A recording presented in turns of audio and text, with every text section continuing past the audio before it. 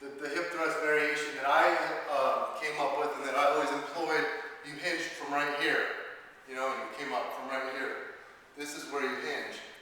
But one day I was watching Timothy Ferriss do hip thrust, and he would get the bar into position like this and do them from here. And I had never tried that way. It's a lot different. The first time I tried it, my glutes cramped up so bad, and I've always wondered which variation produces higher EMG, and it's the American hip thrust. So I think this is the highest you can possibly get your glute activation up is through this exercise here. But here's how you do it. And remember, this bench is 16 inches high. This is good for me. Some benches are too high. If they're 18 to 23, that's way too high for most people.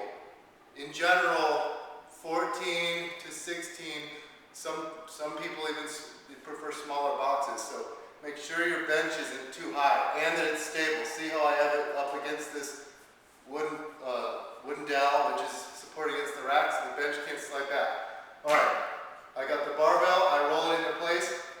If you're not strong enough to use 45-pound plates, that's a problem because you won't be able to roll it over the top.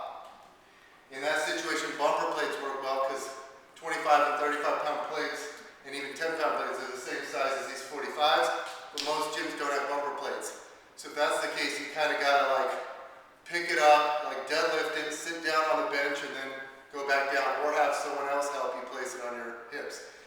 Last thing is, I'm lucky. The bar sits right above my pelvis and on my hip flexors. It's resting on muscle. Some people aren't built that way. Their bones stick out more and they can't do that. They need padding.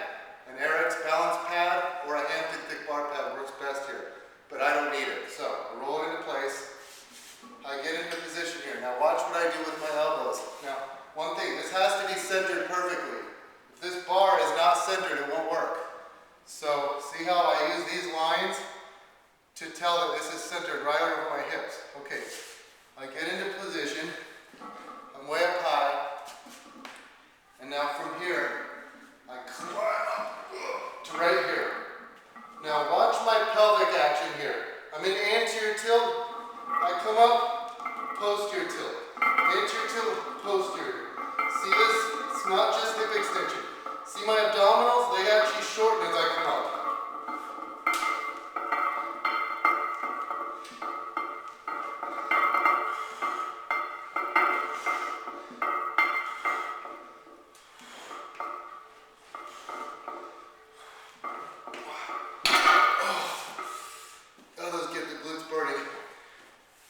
Sometimes people find that they're weaker at this variation. Some people find that they're stronger. I happen to be a little bit stronger this way. But this doesn't replace the standard barbell hip thrust. There's lots of good variations.